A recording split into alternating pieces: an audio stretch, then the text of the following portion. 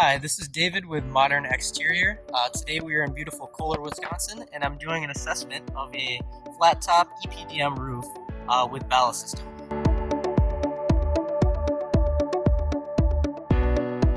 The ballast system uses these small stones here to hold down the EPDM material. Another way of installing EPDM is to glue it down directly to the decking.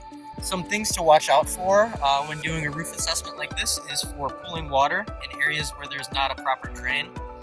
As you can see, there's some pooling here, which can say that the roof has been sagging or not sloped properly to the areas in which it should be drained.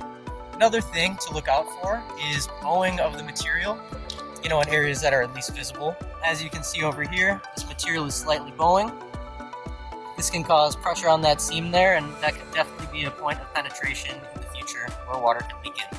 Another important thing to do is to check all the seams, at least in visible areas. I already went around the whole exterior of the building, and the seams seem to be intact. No pun intended. This is David with Modern Exterior, signing off.